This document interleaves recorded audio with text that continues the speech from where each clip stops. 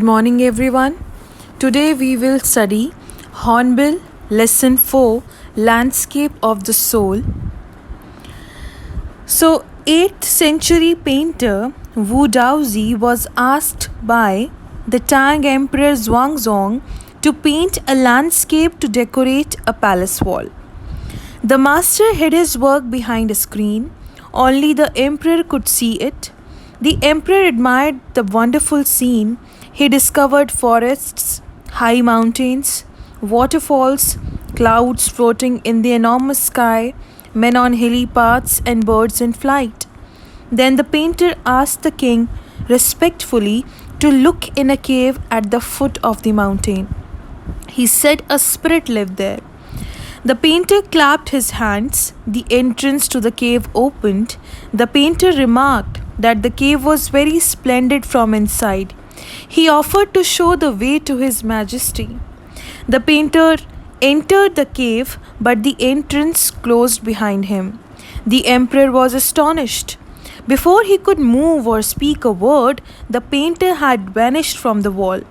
Not a sign of Wu Daozi's brush was left even.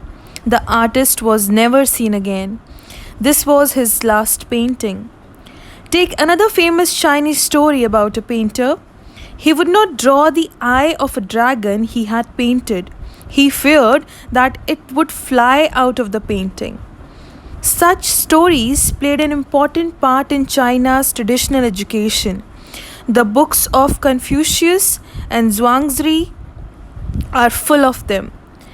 They help the master to guide his disciple in the right direction. These stories reveal the spirit in which art was considered. The writer then compares these stories to an old story from his own country, Flanders. He finds the story most representative of Western painting. In 15th century Antwerp, a skilled blacksmith named Quentin Metzi fell in love with the painter's daughter. The father of the girl would not accept a son-in-law in such a profession. One day, Quentin went into the painter's studio secretly. He painted a fly on the master's latest painting. It was painted with delicate realism. The painter took it for a real one. He tried to hide it away, then he realized the matter. He took Quentin as an apprentice. Then Quentin married his beloved. He went on to become one of the most famous painters of his age. The above stories from China and Flanders illustrate that each form of art is trying to achieve. In Europe, the aim is a perfect illusionistic likeness. In Asia, the stress is on the essence of inner life and spirit. The Chinese emperor gets a painting painted. He appreciates its outer appearance. The artist reveals to him the true meaning of his work. The emperor may rule over the realm he has conquered, but only the artist knows the way. The painting is gone, but the artist has reached his goal. He is now beyond any material appearance. A Western painting reproduces an actual view. The European painter wants the beholder to look at a particular landscape from a specific angle, exactly as he saw it. The Chinese painter does not choose a single viewpoint.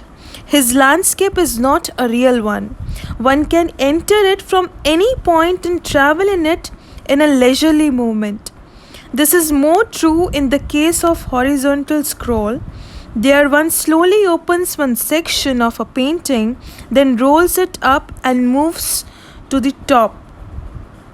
This adds a dimension of time. It also requires the active participation of the viewer, a participation which is physical as well as mental.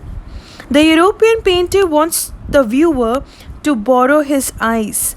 The Chinese painter does not want him to do so. He wants the viewer to enter his mind. The landscape is an inner one, a spiritual and conceptual space. This concept is expressed as shanshui, which literally means mountain water. Used together, they represent the world landscape. The mountain is yang while the water is yin. The interaction of yin and yang is a fundamental notion of Taoism. There is a third essential element also, the middle void, where their interaction take place. This can be compared with the yogic practice of pranayam, breathe in, retain, breathe out. The suspension of breath is the void where meditation occurs. The middle void is essential. Nothing can happen without it. Hence, the white, unpainted space is very important in Chinese landscape. Man finds a fundamental role in this space between heaven and earth. He becomes the medium of communication between both poles of the universe. His presence is essential. He is the eye of the landscape. French painter Dean Dupford first created the concept of art brut and raw art in 1940s. Then the art of the untrained visionary was a minority interest. The outsider art has gradually become the fastest growing area of interest in international modern art.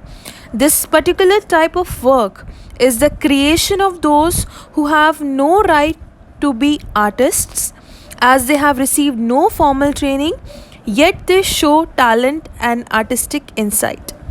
The work of 80 years old Nek Chand in India is biggest contribution to outsider art. He has made a garden sculpted with stone and recycled material. It is known to the world today as the Rock Garden at Chandigarh. The recently released 50th Scene, Spring 2005, of Raw Vision, a UK based magazine pioneer in outsider art publication, features Nek Chand and his rock garden sculpture Woman by the Waterfall on its anniversary issue's cover. His art has been recognized as an outstanding testimony of the difference a single man can make when he lives his dream.